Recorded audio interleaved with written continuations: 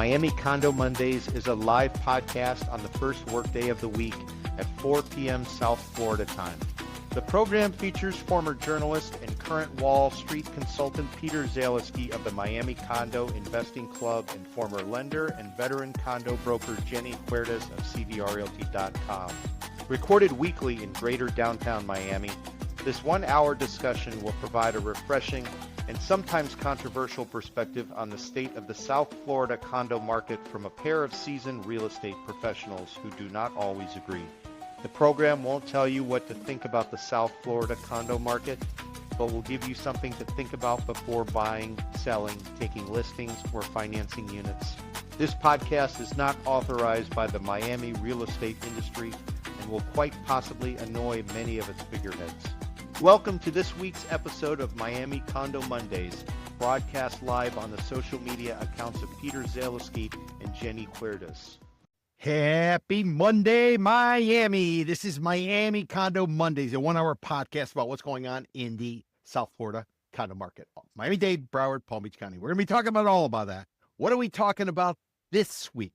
We're talking about how the luxury condo market of Brickell Avenue is illiquid. What do I mean by illiquid? Well, stick around and we're going to give you all the details about that. I'm Peter Zaleski, condo consultant, expert witness, founder of the Miami Condo Investing Club. I'm joined here by my co-host, my partner, Jenny Huertas. She's broker owner at CVR Realty. Check out her website, cvrrealty.com. What's up, Jenny? How are you? Hey, Peter, happy holiday Monday. Are we still here? We are still here, Jenny. We got so much going on this week. First and foremost, I want to celebrate with you that we are at the symbolic peak of the 2025-2026 South Florida winter buying season. The winter buying season goes from November through April, and February 1st is the calendar peak of the market. And this day today, President's Day, Monday, you have the Miami Beach Boat Show winding up. You have the Coconut Grove Arts Festival winding up. This is the day that everybody sort of reflects back on where are they going? Why? Because you got 73 days left, Jenny, before we start to get into the heat, the humidity, there are hurricane warnings. And guess what? If you're a seller, your clock is ticking and you might not be able to get out. So, if you know, all of that confidence you had about how your kid was on the honor roll and your other kid was great at soccer and your significant other is good looking and your job is great and your neighbor is great, coming through a religious moment. Why? Because we're on the other side of the bell curve. We're now at that point where if you do want to get out, you better speed it up. And the only way to get out of a condo in this market, where it's a buyer's market, is to cut your price. Not what your realtor's telling you. Not on the sell side. They are not telling you that. That's what we're telling you because the clock is ticking. The buyers are out there. These are smart buyers. These are savvy buyers. And they're not going to get caught up on the emotional aspect. They're not going to be chasing the shiny object. So it all begins today. That stiff upper lip, if you're British, time to start pulling it out because we're starting to get into the real weeds of what's going on in the marketplace. Jenny, I'm not sounding too aggressive, am I, in terms of what the overall climate is? Please calm me down. You're my yang to me being a yin. Well, you're saying that the stats is an overall market, and I'm here to put everybody on easy. All right. So Jenny, back in the day, they used to have something called Shark Week. I think it was National Geographic. They did Shark Week. Everybody would tune in. They have all these different shark videos. This is before you watched like YouTube and social media and stuff like that. But Shark Week was the week you tuned in and all the advertisers came out there. Jenny, I wanted to clear this Brickell Condo Week. What do you think of that? That's a good one, actually. Why are we calling it Brickell Condo Week? Well, we're at the peak, as mentioned. Today is the peak, symbolically. But also, too, on Saturday, Jenny, we're doing a tour. We're doing a tour of the Miami Condo Correction walking tours. We're going to be spending 3 hours going from 10 a.m. till about 1 p.m. or so. We'll walk around moderate pace. I'll give everybody a handout of all the different condos going on. Jenny, there's 101 condo projects in an area that stretches from the Eddie Rickenbacker Causeway north of the Miami River, Biscayne Bay west to Interstate 95. You know how many units? 29,500 units out of a grand total of 60,000 in all of greater downtown Miami, which will be the Eddie Rickenbacker Causeway all the way north to the Julia Tuttle. Jenny, 30,000 units are located in this little area. We're going to get out there on Saturday. We're going to walk it all, and I'm going to teach people how to analyze condo projects. You know why we do it, Jenny? We do it because of what you said. What you say is You find a condo building. Once you got a building, then you pinpoint and you drill down into the units. Because if you chase around looking for a unit here, a unit there, a unit here, a unit there, you get it under contract, you then get the condo declaration, you get some of the information, you say, you know what? It's not going to work for me. It's like herding cats. So, Jenny, the way people can figure out how to play this game, whether they are a buyer, whether they're a buyer with a realtor, bring your realtor along, doesn't matter. You could be a seller, you could be a regulator, you could be a lender. Maybe you're just a gadfly. You want to know what the hell's going on in the market? Come on out. Saturday from 10 to 1 o'clock. Go to miamicondo.club. If you want to get more information, up at the top, you'll see tours, or you go directly to the ticketing agency. The website is miamicondoclub.eventbrite.com. Jenny, we were out in Coral Gables on Saturday. We had a nice crowd out there. I don't know, 7, 8, 9 people or so. We wandered around. We went about 4.5, maybe 5 miles. I think everybody had a good time. What were your thoughts? It was fantastic. The history was great.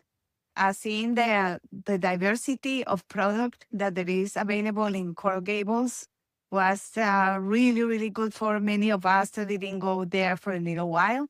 So, and because things have changed, but I actually found it super interesting, and I'm ready for anybody who wants to ask me about Coral Gables, because now I really have a good picture of what is happening, where the prices, what the opportunities might be. So that was a really interesting tour, Peter. Thank you so much for your insight.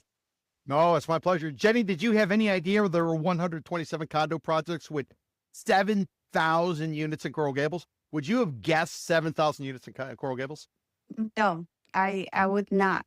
So that was all surprising, and everybody that was able to participate, they really enjoy and learn. We learn and walk, and we were able to burn some calories out there. It was really nice. Yeah. And everybody, and I'll drop the tour thing, but I just want to point out to you this weekend, we're doing Brickell Avenue tour. Following weekend, we're doing Coconut Grove, Jenny. We're taking our talents to Coconut Grove. Coconut Grove is the strongest condo market in the Tri-County, South Florida area, based on our South Florida Condo Association Financial Cliff Index. Best market around, but that doesn't mean there's not opportunities. It doesn't mean that people who are interested in the condo market in Coconut Grove, they shouldn't go out there and actually walk it, touch it, feel it. If anybody's interested, not this Saturday, but the following Saturday, we're going to be doing the Grove. After that, we'll do the Central Business District of Miami.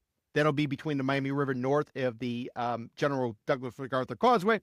After that, Jenny, South Beach. We're going to South Beach, and after that, we're doing Edgewater, Midtown, Wynwood. We follow it up by Sunny Isles Beach. And any of you who are out there who are in the Broward County, Fort Lauderdale, we're doing the Fort Lauderdale bus tour.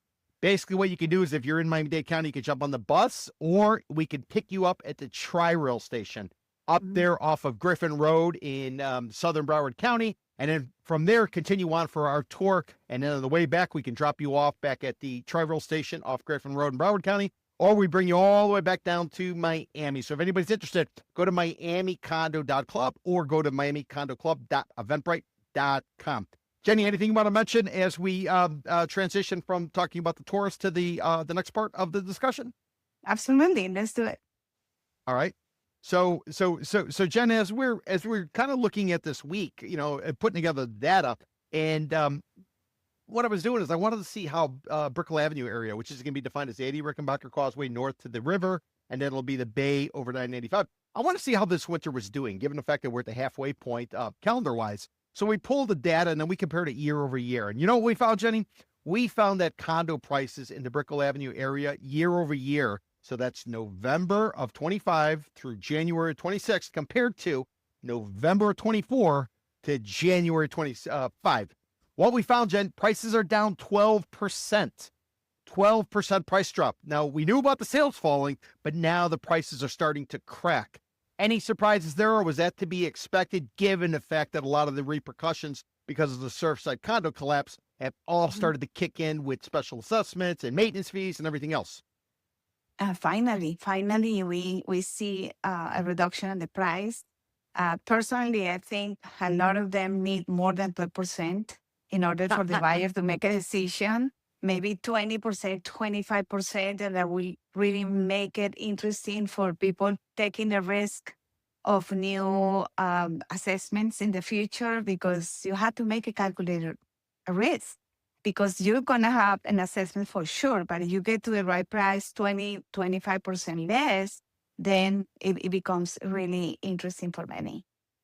Yeah. No, it does become interesting for many. Jenny, you know what else is interesting for many? Probably. We're doing our meetup this month, the February meetup. We're doing it tomorrow. We're doing it on Tuesday. We're doing it over at Craft. It's called Craft Bayside. I don't know why they call it Bayside. It's nowhere near Bayside. It's on 9th in Biscayne Boulevard. It's an open invite. Anybody wants to attend. Basically, it's an opportunity for everybody to get together, and we're going to talk shopping. You know what we're going to be talking about? We're going to be talking about Brickell. That's why this is Brickell Week, Brickell Condo Week. At least in my mind, is all about Brickell. It's all about Greater Downtown Miami. So I just encourage everybody, if you are interested in coming to one of our meetups, there's no set agenda. You go out there, there's discounted drinks, discounted food. Tuesdays, the reason we do it on Tuesdays, we always do it the third Tuesday of every month, do it from 6 to 8. The reason we do it is it's a dead night at a bar, so we can bounce around. We can all hang out. You don't have to reserve anything. Whoever shows up, shows up. Whoever doesn't show up, doesn't show up. And it tends to be a lot of fun. You talk shop, you trade war stories, you pitch your services, you do all that type of stuff. Typically, the crowd will be anywhere from, I don't know, a dozen to as many as 30 or 40. So never know who's going to be there, never know what's going to happen. But basically, we'll be there, and we'll be ready to talk shop if you want to come out. Jenny, anything you want to mention about the meetup while I go ahead and pull up and share a screen so people can get some details on it? Yeah, it's in the Craft restaurant that is on 9th Street and Biscayne, west of Biscayne Boulevard, between Biscayne Boulevard and First Avenue, I guess. And there is specials on Tuesdays, and probably we want to go to the second floor because it's going to be a little private there, so it's not going to be too loud. The music of anything is a great place to be able to talk real estate with all realtors or buyers or title companies, mortgage brokers, a lot of different people that is in the industry goes to these events, and we really learn from each other, from our experiences. We compare notes. We actually share, like, believe it or not, we share, hey, I know about this place and now this procedure, you should do this way. It's like, it's social, but it's also a lot of learning. Yeah, a lot of learning, and you're able to get a good sense of what's going on in the overall marketplace. So Yeah. that's the second thing we're doing. So we're doing a tours on Saturday, and we're also doing the meetup in Greater Downtown Miami, 9th and Biscayne. We couldn't get a place on Brickell. Well, we didn't actually try. But we're doing it there, but we will be talking about Brickell. So anybody who wants to come on out, I'd encourage you to do so. You want to get more information, go to miamicondo.club. You'll be able to pick up that information over there. Jenny, here we are at the winter. We're going to start to get into the Brickell numbers. We'll start to get into all the data in terms of what's going on there. And I'm going to tell you why, from our definition, this is actually an illiquid condo market in terms of Brickell Avenue, pricing north of $1.6 million a unit, asking prices north of $1.6 million a unit. But why don't you sort of give us some sense? Here we are right now. When we came into winter, we were talking about, what were our expectations. I remember saying we thought the people who needed to get out, they were going to be bold. And then right when we got to about this point, you'd probably see some people who realize that maybe their kid's not on the honor roll, and maybe their condo's not the best, and they might have to do some adjustment. Has it played out pretty much like we thought, or were there any things that maybe were unexpected? Granted, there were some interest rate cuts, but mortgages haven't moved. They're still north of 6%. So has anything not gone as you maybe thought, or we thought it would play out? Well, I think some places are holding up on the prices, some of them. You're talking about sellers, or you're talking about Sellers. just pricing in general? Pricing and sellers, because there's a scarcity, for example, in the building. So when you see the indexes, that's why going to the tour and learning about the indexes and the percentages are important.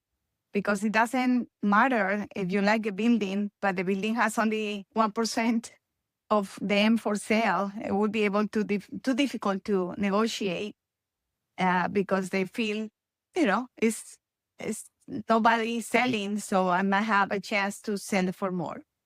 So, but we see on the overall market, like in the units below or average price of $400,000 to $600,000, those are moving better because they are really trying to put the price to a point where the people actually make a move. Yeah, Jenny, you mentioned the index, and the index everybody knows. When you look at closed sales data, it's old information. I wouldn't compare it to if you were tracking any kind of the economic indicators on a macro basis. You look at unemployment. Unemployment was 6 months ago. That's effectively what closed sales are. Closed sales will tell you where we were. Remember, they typically release closed sales data at the end of the quarter, and then there's a little bit of a period of time for adjustment, running the numbers, all that type of stuff. So the data could be 90 days old. It could be north of 100 days old. So what we did is we created an index on January 1st of 2025 in order to track active listings and pending sales. We created this index and we applied it towards the South Florida market in general, Tri-County area. Then we did one for Broward. We did one for Miami-Dade. We did one for Palm Beach County. And we added 19 additional markets going from Coconut Grove, Coral Gables, West Palm Beach, and everything in between, including Key Biscayne, Fisher Island. They're all in there. North Bay Village, Miami's Upper East Side. So we're kind of tracking the market. And Jen, you mentioned the index, and if anybody's looking at this index, this is from last week, and we'll be updating it again tomorrow on Tuesday. You can see that spike there at the right. And Jenny, you know what that spike was? Nobody knows for sure, but we suspect it's because sellers are cutting their prices, and they're cutting up deep enough where buyers are saying, you know what, this maybe is a good opportunity for me to go in. So that's why that spike is. And the way it typically works, Jenny, is as pending sales outpace listings, it goes up. If listings go up more than pending sales, the index will go down. So ideally, if you're on the sell side, you want to see it going up. And if you're on the buy side, you want to see it coming down. And the reflection we saw last week, Jenny, we discussed it. We had a 10% surge in the index week over week. And that is everybody was coming off the couch. They were trying to take advantage of the discounting that was going on. But the thing is, we're not going to know when the data comes out. Why? Because it's typically be done at the end of the quarter. The end of the quarter will be the end of March, and then it'll take some time to process. So what we're looking at right now with this index, you're not going to know until April. True. It's a trend. It's just a trend. So we're going to be able to make sure on April. But yes, we saw more activity for sure than last year. Just this winter was more active overall. So Yes. some units, high price, they're a complete different animal. That's why when you talk about the general market and I talk about the one-to-one market, we have different points of view or different reasons why some things actually sell on an appreciation sort of price. Yeah. Listen, every situation is going to be different. Every unit's going to be different. Maybe you fall in love with the unit, you're willing to pay more. But I'm looking at it from a macro perspective. And our approach is find the buildings that make sense. Once you got the buildings that make sense, then you go in there and negotiate. But at least you got to have like the idea coming in. You can't simply walk into a lobby and say, oh my God, it smells so great. Look at the flowers. Oh, the concierge were so great to me. None of that's going to matter, especially in the market we're going into where these are savvy buyers. These are not the days of 2021 when everybody flooded into Florida because you didn't have to wear a mask and many other states had mandates that you had to wear a mask because of the pandemic and you could work from home. Those days are gone. People are back in the office. Those who came from Wall Street down here, they thought they were going to work. Now they're back in Wall Street. Those who came here for technology, they're all back in Silicon Valley. Remember the crypto bulls who were down here, the crypto bros, whatever you want to call them. Remember we had the FTX back in the day. The arena was named after a company that went down because of fraud. So that's where we were back then. That's when people were paying top dollar. Now many of those people are looking to get out. And why are they looking to get out? Because the rents aren't covering ultimately what their carry is. And they got called back to Silicon Valley, they got called back to New York or wherever they got called back. Absolutely. That's a real reason. I mean, they speculate a lot here that now we have a different industry coming here on this technology and everything. But we every still 10 have years. to. Every Yeah, 10 we years, still it's have to something see. different. Yeah. 2000, it was Silicon Beach because you had the dot-com bubble going. Lincoln Road was going to be the next Silicon Valley. That crapped out. Then you had the Spaniards. Remember there was privatization going on, Jenny. Down in Latin America, what was happening is all these economies were open up. So the Spanish came in and other countries came in. They all went down there. They bid on contracts to be able to do telecom and roads, electricity. And you know what happened? That crapped out. We had the crypto bros most recently. That crapped out, although we still have a crypto bull located at Miami-Dade College, which fittingly or unfittingly is located right across from the federal prison. So that being said, we always go through these booms and these busts, but anybody who's been around for a while, you get accustomed to it. It's only the newbies who've parachuted in, haven't seen it before. And I'm not criticizing them. I'm just saying they don't know what they don't know because they have not seen it, and they still believe that trees grow to the moon. Yes, that is true. I think when you have experience, like we did the last 20 years, in the beginning, you, of course, like everybody else, you get super Drink the excited. Kool-Aid. Yeah, Drink the Kool-Aid. wow, we're in the best place. And yeah, Miami is still the best place. Don't get me wrong. But we just don't get impressed by any of that. We just have to take a look at the data. That's all we have to do in order to get the real picture.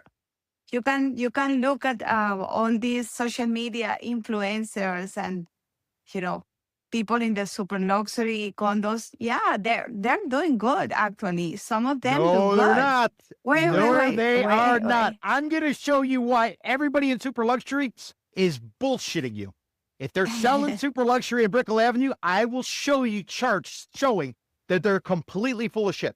Completely. No. And by the way, anybody out there who is in super luxury or ultra luxury, whatever the hell you want to call it, there's no definition. This is all made up marketing propaganda. The way we do it is we say $1 million or more, it's luxury. Less than $1 million, it's a commoner, it's a peasant. So anybody out there, open invitation. If you were in super luxury, ultra luxury, you ever want to come on the podcast? Come on. You and I can go back and forth, or invite me on your podcast. I will come locked and loaded with all the data. We can get into particulars. We're not going to talk about 1,000 people a day. We're not going to talk about the gateway of Latin America, even though we got tariffs in place, even though we're moving anti-trade, even though we got the alligator Alcatraz. We're not going to talk about gateway of Latin America. We're not going to talk about any of that. We'll talk about the numbers. We'll talk about the sales velocity. And you know what's going to happen, Jenny? Nobody's inviting me. Why? Because they don't want this information out there. Why don't they want the information out there? Because they're on the sell side. They're trying to get the highest price. Now, for disclosure, I'm trying to put the market out there where your specialty is. You tend to work on the buy side. You will take on listings, but you work on the buy side. So your fiduciary is to the buyer more often than not. So you're looking for all these crevices. You're looking for the cracks in the BS stories that they're putting out there. My words, not yours. And this is the beauty of the market. Which side's going to be right? And statistically, the market's coming to us, Jenny. Everybody on the sell side, when I start showing you this data, they're not going to be happy. And you know what's going to happen? Tomorrow, after the holiday, they're probably going to have a conversation with their seller saying, dude, listen, we got 73 days left. If we don't find somebody by May, it's hot, it's humid, there's hurricane warnings. We're probably riding this thing out through September. At the same time, maintenance fees are going up. Special assessments are in place. Work is beginning on all of these buildings as a result of the Surfside condo collapse. And you got an affordability issue going on in the United States because you walk into the grocery store and everything is a hell of a lot more expensive to pay for than it used to be. And all of this is coming to a head.